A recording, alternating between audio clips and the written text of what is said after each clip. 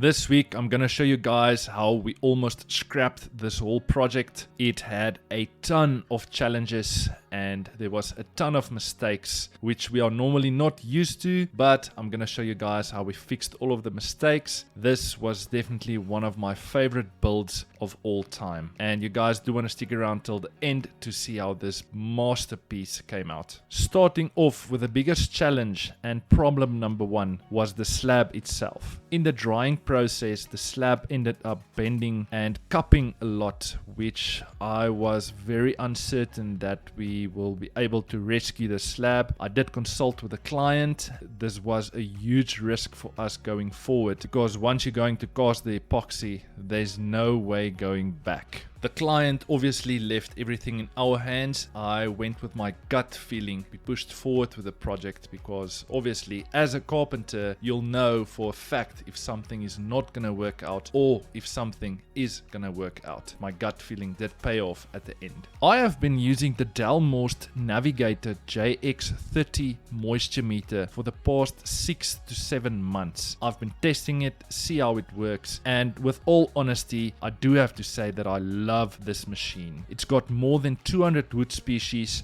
You can change your temperature, and you got these two little pins that hits right into the core of the slab. That's gonna give you the most accurate moisture readings any carpenter can ask for. Having the moisture content and knowing exactly if your wood is dry or not is super crucial for any rivet table manufacturer. I honestly do have to say that this is one of the best investments any fabricator can make in going forward, because you do have to know what the moisture content is. Don't want to end up replacing your table in a few months to come once you deliver it to one of your clients. I am going to leave a link down in the description if any of you guys are interested in looking into getting a moisture meter. Your moisture levels in your slab needs to be under 11%. If it's going to be more than 11%, you're going to have huge problems. Your epoxy might delaminate from the wood, your wood might crack, or your table is going to bend, warp, or cup in the future. So you need to make sure that your moisture content is under 11%. About 2 years ago, the same client asked us to manufacture this epoxy coffee table for him, and he wanted a matching entrance console table for his wife's birthday. Let me know in the comments section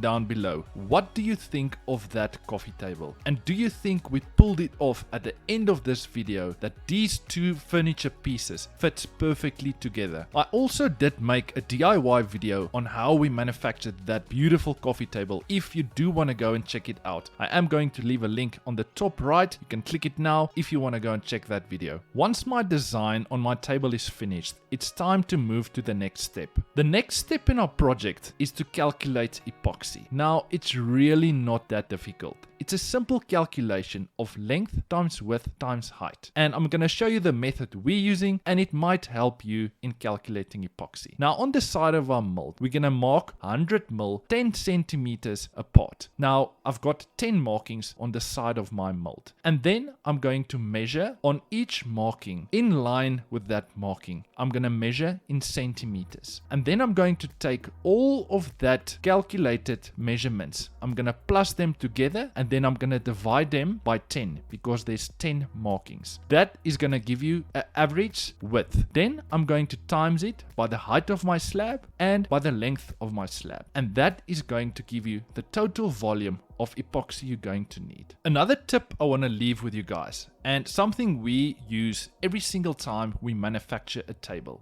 is to leave your epoxy in the sun just to get it a little bit more hot. And while you see me waiting in the sun for the epoxy to heat up, just take this time to subscribe to our channel. Like this video and let me know in the comment section down below, do you love our content? And I'm still waiting for you to subscribe anytime now.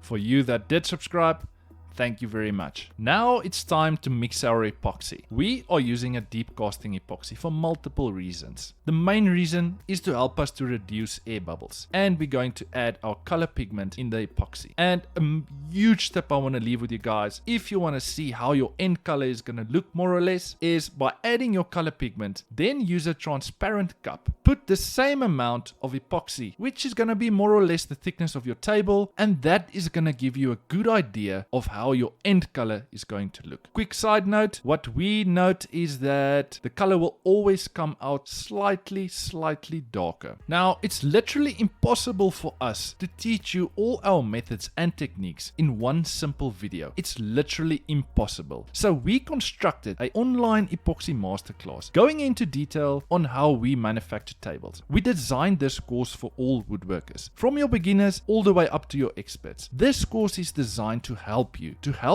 build an epoxy table successfully the first time. Now, this is what you can expect in this masterclass. It's around about 3 hours long, and we had so many good feedback on clients that purchased the course and they manufactured tables successfully. So this is what you can expect in this masterclass. We've been building epoxy tables for many years now, and we are finally going to share all our methods and techniques with you. My name is Greg, and I am going to show you how to build the perfect epoxy table. I'm going to take you through the step-by-step methods we take in building epoxy tables on a daily basis. I'm going to show you all the tools you need, exactly how to use them, and throw in some tips and tricks down the line. This masterclass has been designed for all woodworkers, from your beginner all the way up to your experts. Everyone thinks you need to cast your second layer of epoxy once your first layer has set.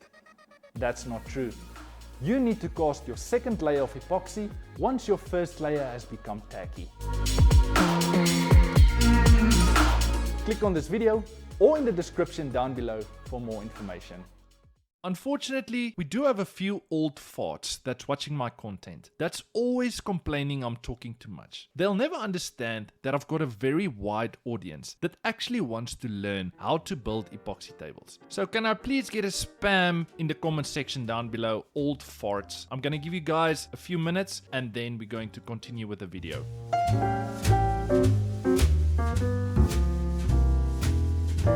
So for all the old farts in here, you had your 5 seconds. If you don't like me talking too much, just mute the video or just get out of here. If you don't like my content, you are more than welcome to go somewhere else. Oh yes, and don't forget that 1% of people that absolutely hate epoxy tables. They literally comment they are busy vomiting while they're watching my videos. That's so funny. And the best of all is all those guys saying that we are busy killing the animals. Yeah bro, my dog is gonna eat my table. Get out of here! If you don't like epoxy tables, just don't watch the videos. It's as simple as that. Back to the video. So the casting process takes us round about 3 to 4 days depending on the season. In winter months it takes a little bit longer because the epoxy takes longer to cure. In summer months it's a little bit faster. Once we are done with our casting process, we leave the epoxy table for around about 7 days so the epoxy can cure fully. To help you with dust particles, we use the material to wrap all our furniture in and place it over the table. This is going to help you to reduce most of your dust particles. Just make sure that you leave some air ventilation so the epoxy can actually breathe. Now the next guy you're going to see with me in the video, his name is Zimi. Now Zimi comes from Zimbabwe. He came to South Africa with his family for the hope for a better future. I employed him and I do have to say he's such a blessing for our company. If you want to buy me or Zimi a beer, you'll see there's a thanks button down below. We will honestly really appreciate it. Now Zimi is here to help us grow my company. I also have another employee, Sultan. He's my steel worker. So all the work you see on our social medias and on our YouTube channel has been built by myself. Now Sultan, our steel guy,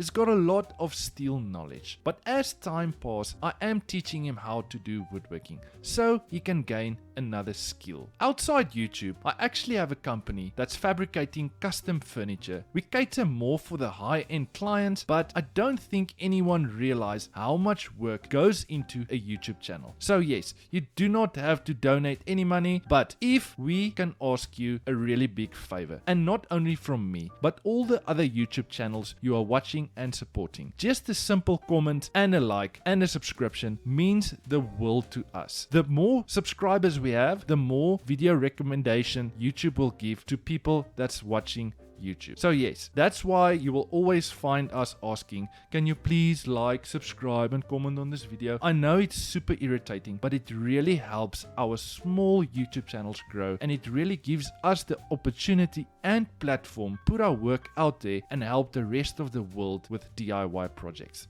So yes, I'm going to ask you now, can you please like this video, subscribe to our channel, and comment down below what do you think of this video. Awesome. Thank you for the support, guys, and I really appreciate every single one of you. I really love you guys. Back to the video. So this was another mistake from our side. This is the second time this has happened to us, where the white melamine stuck to the epoxy. I promise you, when this happened to you the first time, you will make double sure that you're going to apply enough wax on your white melamine so your epoxy doesn't stuck to your melamine sheet. Now, the only reason why I think this happened is, I think with the first cast of our epoxy, I think I cast it a little bit too much. The epoxy overheated slightly, and somewhere, somehow, something happened with the heat and the wax, and yes, the epoxy got stuck to the white melamine sheet. This wasn't a problem. The CNC ended up taking off all the materials, but next time I'll definitely make sure that I'm not pushing my limits, because it is going into winter months, meaning we can cast a little bit more epoxy because it does take longer to cure. The perfect temperature to cast epoxy is around about 20-21 degrees. In summer months, temperatures can rise from 35, 36, 37 degrees, so to have room temperature control is quite crucial. Once I remove my mold, it's time to move to the next step. I loaded the epoxy table in my van and I head out to my CNC supplier. He's around about 20 minutes from where I am, and he doesn't charge a leg and an arm to do the work for me. Now, this is where the next mistake comes in. Our CNC supplier was a little bit under pressure with time, and we literally had 1 hour to surface all the work we had for him. This resulted in small little chip marks in the top side of my epoxy. Now, there was a solution for this, but I wasn't too happy with the result because we took off a little bit more material than we should have. We took around about 2 mil at a time, which is not sufficient if you're going to remove epoxy on a CNC machine. Having the table back at my shop, it's time to cut our table down to its final size. This is why it's super crucial to manufacture your table slightly bigger lengthwise and widthwise once you are busy with the casting process. And this is going to help you to cut your table down to your final size in this step. Cutting your table square is really simple. You start with one of your longest sides on your table, then you measure the size you want to cut your table down to. On the opposite side, you just cut. Lastly, you just cut your 2 smaller corners. We do this on all our tables. We literally double check afterwards and we work to the millimeter. We are using the Festool HK85 track saw. Super powerful tool, and I will definitely recommend it. We also have a couple of tracks, which our longer one is around about 3 meters, and we got 2 smaller ones if we do smaller cuts. Do you remember a couple of minutes ago I told you we had a huge mistake where our CNC supplier was a little bit rushed? We took off a little bit more material than we should when we CNC'd our top. This is the part of the video where I'm going to fix our mistakes. And as you can see, that small little chip outs, the one thing we figured out, if you open the chip a little bit more, it gives the epoxy enough space to go inside that hole. And that's just exactly what we done. And that's exactly how we fixed this mistake. At first, I was a little bit skeptical if you're going to see it once you're going to apply the oil, but the end result was absolutely magical. We didn't see any small little imperfections on the top of this table. This is the one thing I want to make crystal clear. Even though we build and manufacture hundreds of these tables each year, we are also human beings. There's there's no reason for me to even put this part in the video and make it look like we are the perfect company. Every single person out there makes mistakes. And that's the beauty of being a carpenter, is learning how to fix your mistakes. For every problem out there, you need to have a solution. And I think in this video, it makes it crystal clear that we also make many mistakes, but we always find a solution to fix our mistakes. There was one thought that came to my mind while I was busy closing these holes, and that was, should I put this part of the project in the video? Then I thought to myself, let me just add it, because maybe somewhere out there someone had the same problem and we could have helped someone with this solution. So let me know in the comment section down below if this ever happened to you before, and if you have a better solution for the mistake we made. And let me know if you guys would like me to add more of these sections in my videos, the mistakes we made and how we fixed it. Because honestly, I think not only myself, but I think a lot of people out there will learn from them. The next step in our project is to completely cover the top of our table with a thin layer of epoxy. This allows us to close all the small little cracks and holes, all the small little imperfections, because if you're only going to close the cracks and holes with epoxy, you're going to sit with a stained mark on your wood. That's why you need to completely cover the surface of your wood with a layer of epoxy. This is the picture the client sent to me, the vision he had for this specific furniture piece. As soon as he sent us the picture, I really got excited, because this was gonna be a first for us. Building an entrance console table with a wooden base that's made out of epoxy and wood that's got a slight angle. There was so many technical aspects that went into the thought process to make this a successful build. The first thing that came to my mind was the top of this table was going to be extremely heavy, and I don't want to put too much stress on the base. And then I thought, how am I going to fasten the base to the top of my table? And I don't know about you guys, but most of my ideas comes at night when I go to sleep. I literally dream about this stuff. And I absolutely live for this, is to come up with solutions, because every single time you come across a problem, there's always a solution. And it's the best part of my work, is to see that the ideas you come up actually works. So I started the base off just by cutting a first angle, and the angle we decided on was 14 to 15 degrees. Now this was something we eyeballed, and that's the beauty of it. That's the beauty of carpentry, is I would say 50% of your work comes from eyeballing. Then we took a small white melamine sheet. We drew our angle on the sheet, and then we placed our base we just cut onto the sheet to make sure that both of our legs are actually cut to exact the same measurement, because from the floor to the top of our table was 800 mm, which is equivalent to 80 centimeters. From a designing aspect, the client originally asked us if we can build the base in such a way that the river needs to run in the middle. I gave it a thought for around about a day or two, and I did consult with him and told him it's going to be a little bit of a risk in terms of the steel beam we're going to install on the underside, because I don't want the threaded inserts to be drilled into the epoxy. I consulted with him, and the design we came up was that going to design and manufacture the base in such a way that the epoxy is going to be only on the one side of our base. Do you see the bottom right on the side of our table? There's epoxy underneath our table. And do you remember at the start I told you that our wood was extremely bended and cupped? If I didn't point this out, you wouldn't have noticed it. This is the result of a piece of wood that's cupped too much. And a piece of advice I want to give you guys is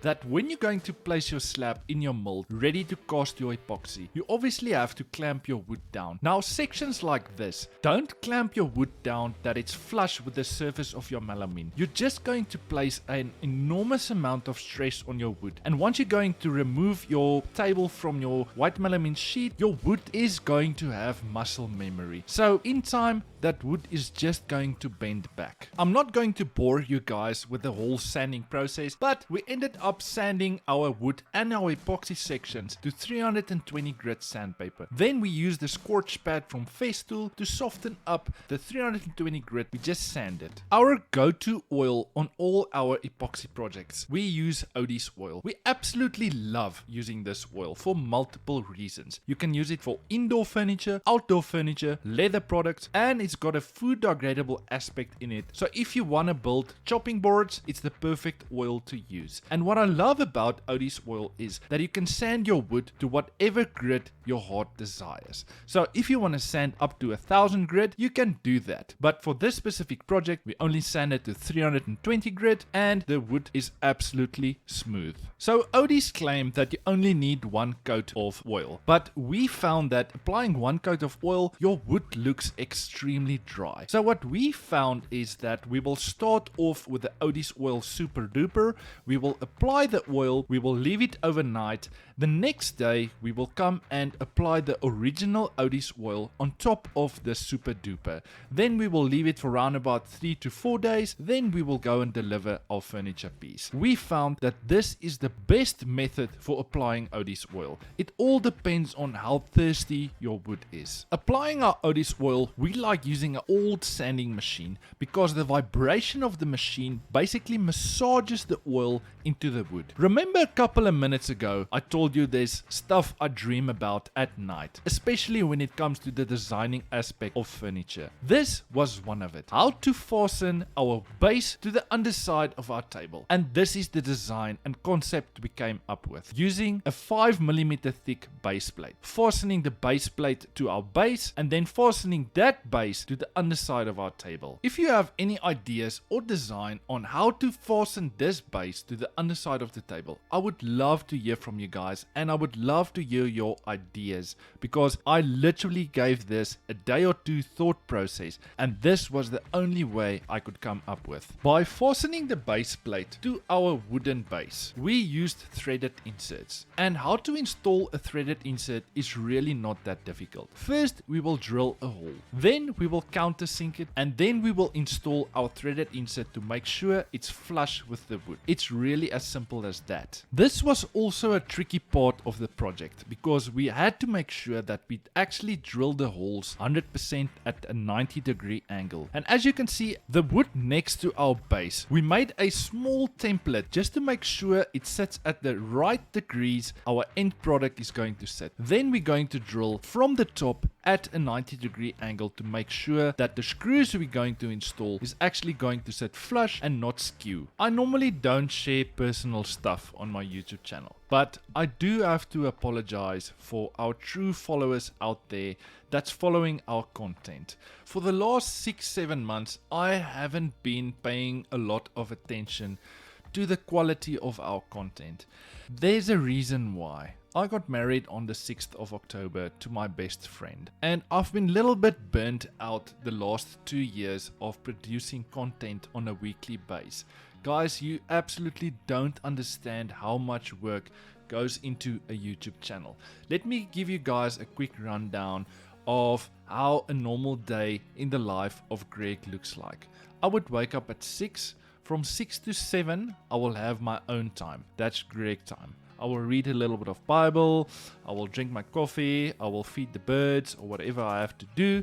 Then I'll go to work. From 7:30 to around about 4:30 to 5 o'clock, I will go my normal day job, I will run my business.